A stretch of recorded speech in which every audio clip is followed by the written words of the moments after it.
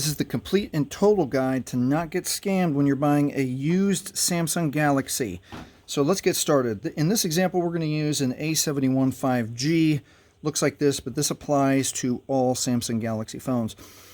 What I'm going to cover is the instances where you go to buy a used phone from Craigslist or Facebook Marketplace or anything like that. I'm not going to cover buying on eBay because eBay has its own set of protections for you and you get your money back pretty easily. But this is how you evaluate the phone, and this applies not only in person. We're going to, in this example, we're going to assume that we're in person, but you can request all this information if you're buying a phone online, from somewhere across the country or somewhere else. All right, so let's get started. The most important thing that you want to do is, evaluate the phone. If you're buying it and it's deeply discounted because there's a little bit of damage, that's up to you because, this phone still functions. But the other things that we have to keep in mind is that what else do we need to know?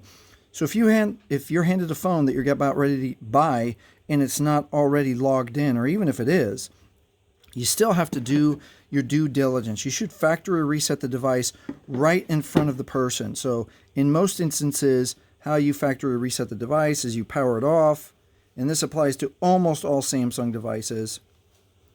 If I can, all right, power off most Samsung devices. You will need to check a handful of things. You want to factory reset it, which, again, like most Samsung devices, is going to be volume up and power. Okay, you're going to hit volume up and power. If you're buying a phone that has a side button, usually you have to also push that side button. And then you want to scroll down and you want to factory reset it so that you can see the phone fresh. And I'm not going to do it in this example. I'm just going to reboot the system. When you do factory reset it, I'm going to show you the thing to look out for. Okay, these phones, I got a couple examples of phones that are in the process of being factory reset. So this is a giant red flag. If you get to the Google login screen and there is no skip, that's a major, you have to walk away from the deal. It has to look like this. This is a good sign if it says skip. This is not a good sign. This is walk away. Okay, the other good sign to look for is if, let's say that you're at a place and there's no Wi-Fi connection. I have to cover the Wi-Fi because my neighbors use their address as their Wi-Fi login. The other good example is that before you get to the Google screen, there is the Wi-Fi login. If you can skip the Wi-Fi login, yeah, I want to skip it. That is also a very good sign, and that gets you into the guts of the phone. I'm going to skip this part, and this will get us all the way to being able to evaluate just a little bit more. Finished. And you can get all the way into the phone. This means there's no Google lock or Find My Device lock. Also, that's what this one means. There's no Google lock or Find My Device lock. You can skip all this and keep going forward with programming the phone. If you see this with no skip, that is a big red flag. Walk away from this. Okay, now even if you get into the phone, let's go back to the A71 that we're buying. Even if you get into the phone, this is the next thing you have to do to protect yourself from getting scammed. I'm going to go to the dialer. In the dialer, you want to dial pound or star pound 06 pound, and it shows the IMEI number. We want to check this IMEI number. The best way, the most reliable, the best company I've ever used, and I've used this company for 7 years. I'm not compensated. I don't have an affiliate with them. I just use it because I'm a happy customer. Sickw.com. They have accurate information. They're quick. They have hundreds of services that you can use. But in this instance, with setting up or finding the information about your Samsung devices, you have to set up an account with them.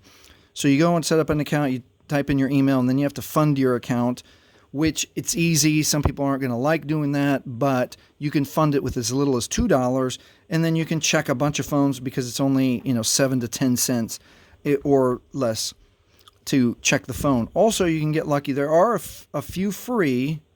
Let me log out of mine so you can see the free ones.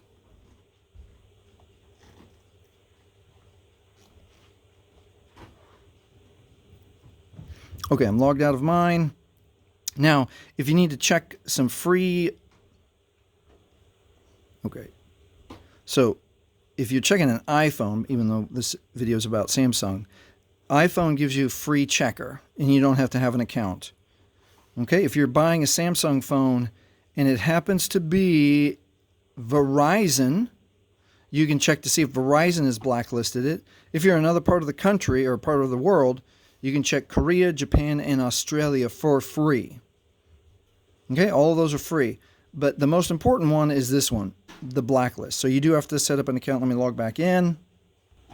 All right, now that we're logged back in, let's go ahead and do what's next, which is we're going to type in, we have to, this is the other part of your due diligence.